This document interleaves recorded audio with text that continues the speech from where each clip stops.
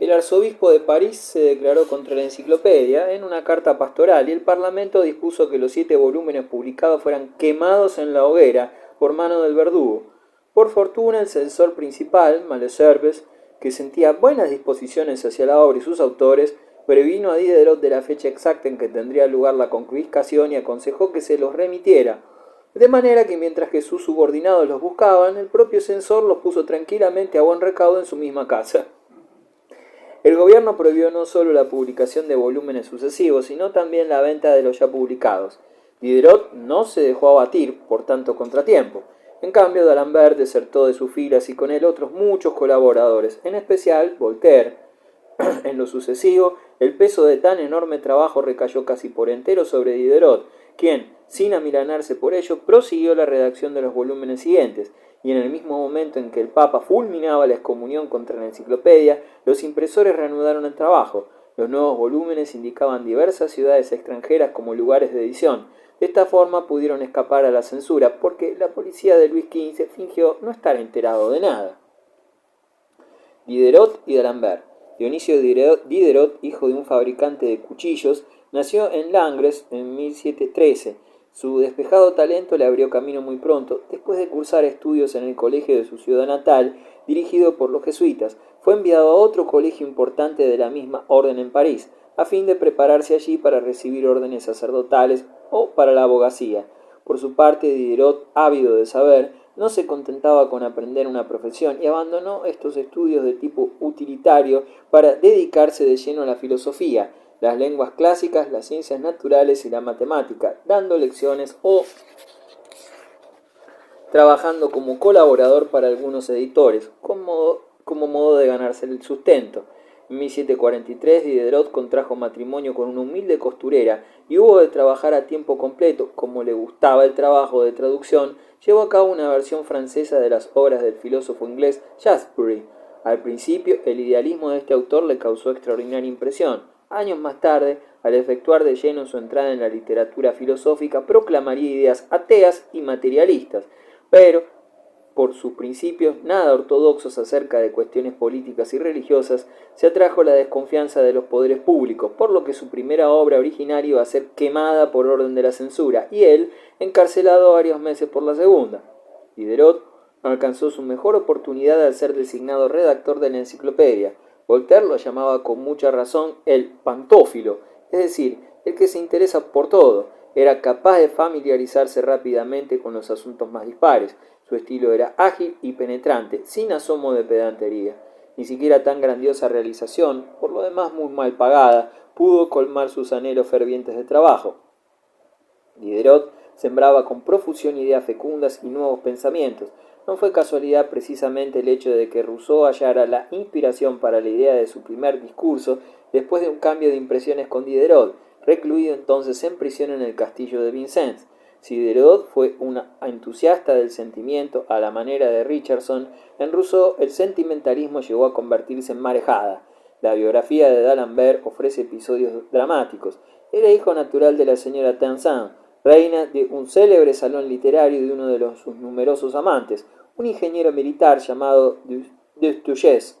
El recién nacido fue descubierto por un agente de policía en las escaleras de la capilla de Saint-Jean-le-Rond.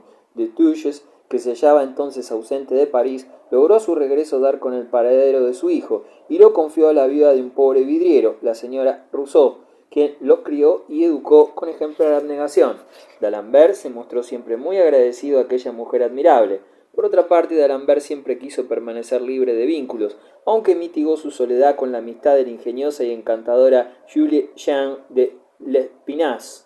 Tanto en su forma de pensar como en sus investigaciones, D'Alembert nunca se apartó del más absoluto realismo, coincidiendo en ello con todos los radicales de su siglo. Trataba de librarse de toda especulación sobre el más allá. Su odio a la religión llegó a la intolerancia. Los enciclopedistas radicales. Los enciclopedistas más radicales impulsaron el empirismo de Locke hasta sus últimas consecuencias, el sensualismo y el materialismo. Todos se oponían más o menos abiertamente a la Iglesia oficial, si bien, aparte de este vínculo común, diferían mucho unos de otros, y como cada cual practicaba un individualismo extremado, les resultaba a veces muy difícil soportarse mutuamente. El padre del materialismo francés, Julian Offroy de la Métrie era médico de Federico II. Sus estudios de medicina y de biología lo habían impulsado a explicar la vida espiritual del hombre como resultado de una simple sucesión de hechos fisiológicos. Según él, el pensamiento es una función del cerebro y el hombre solo se distingue de los animales gracias a un cerebro más perfeccionado. El título de su obra más notable, El hombre máquina, ilustra de modo suficiente sus puntos de vista. La vida del espíritu constituye una de las funciones del cuerpo humano, de modo que el alma no puede sobrevivirlo. Todo lo explicaba la Métrie desde su punto de vista materialista, por lo que estimaba inútil forjar la hipótesis de un Dios e incluso la consideraba perjudicial, porque puede arrastrar a los pueblos al fanatismo y a la guerra. Por consiguiente, si somos seres dotados de sentidos, nuestra felicidad debe fundamentarse en la satisfacción de los mismos, y así el ser humano no debe rehusar de antemano satisfacción alguna, sino saber distinguir qué género de goce lleva aparejado la verdadera felicidad.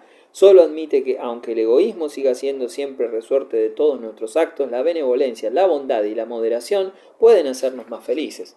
El profeta de tan explosiva doctrina era, en lo referente a su persona, el más simple e ingenuo de los hombres, y divertía a los cortesanos del palacio de Federico II con sus singulares manías.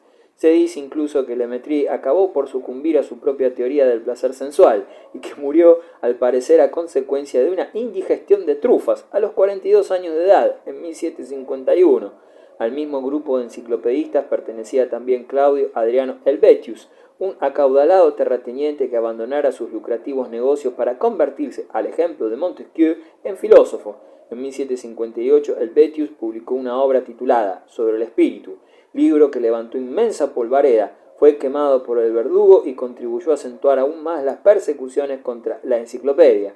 Helvetius demostró en estilo brillante con frecuencia que sólo el egoísmo puede contribuir al sostenimiento de una moral eficaz.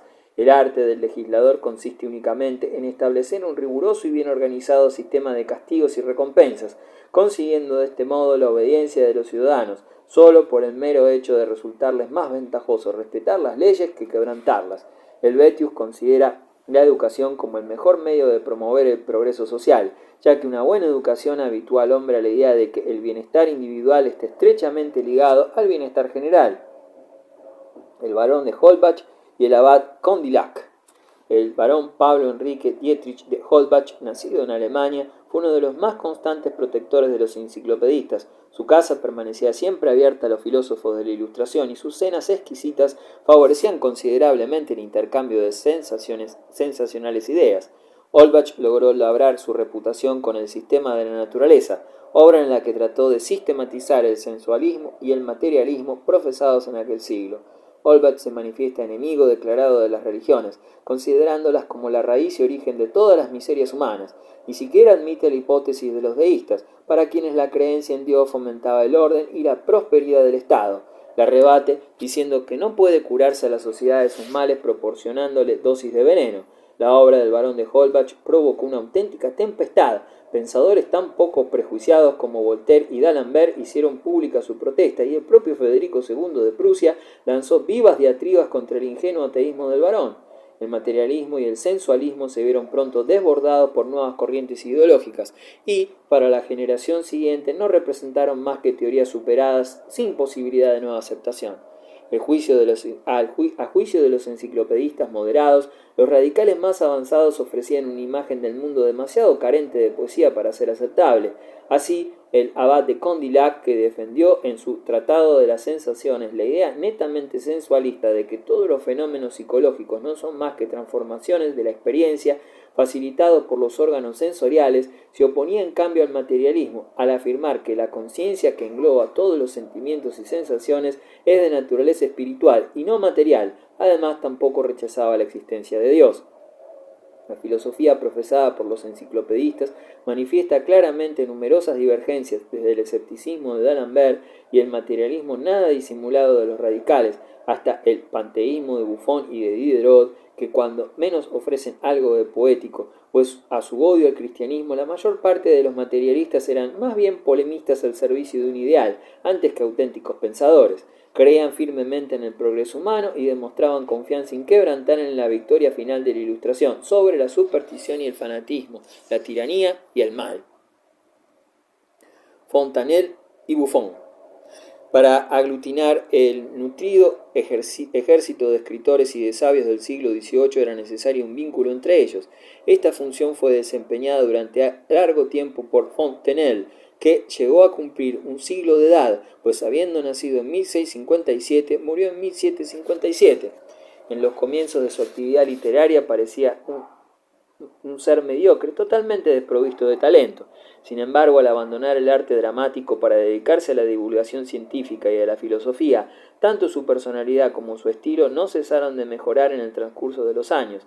Sus diálogos sobre la pluralidad de los mundos ostentan todavía cierto tono de afectación, pero consiguen adaptar los conocimientos astronómicos de aquella época a la capacidad de los lectores menos iniciados.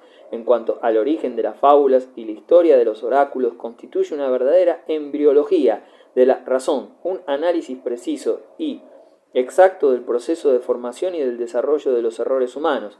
Por ridículo que sea un pensamiento, observa Fontenelle, basta que encuentre el medio de mantenerse durante algún tiempo para que se transforme en una verdad antigua y parezca suficientemente comprobado. Yo no estoy tan convencido de nuestra ignorancia, tanto por las cosas que existen, añade, y cuya razón de ser no es desconocida, como por aquellas que no existen y de las que sabemos hallar su razón de ser, lo que significa que no solo no poseemos los principios que conducen a lo verdadero, sino que tenemos otros que se acomodan perfectamente con lo falso. Otro gran vulgarizador científico fue el conde de Buffon. Cursó estudios en el colegio jesuita de Dijon, especializándose luego en ciencias naturales. En el transcurso de sus viajes a Inglaterra, Italia y Suiza, al ser nombrado director del Jardín Botánico en 1740, tuvo a su disposición el material de trabajo y los documentos necesarios para la realización de su sueño dorado, la historia natural. Aunque apenas frecuentó los salones y detestaba a los filósofos, no tardó en granjearse la admiración de toda Europa. Su imaginación le permitió anticiparse a las teorías transformistas, siendo la naturaleza contemporánea a la materia, al espacio y al tiempo. Su historia es la de todas las sustancias, de todos los lugares y de todas las épocas, y aunque parezca a primera vista que sus grandes obras no se alteran ni cambian y que en sus producciones, incluso las más frágiles y pasajeras, se manifiesta siempre la misma, ya que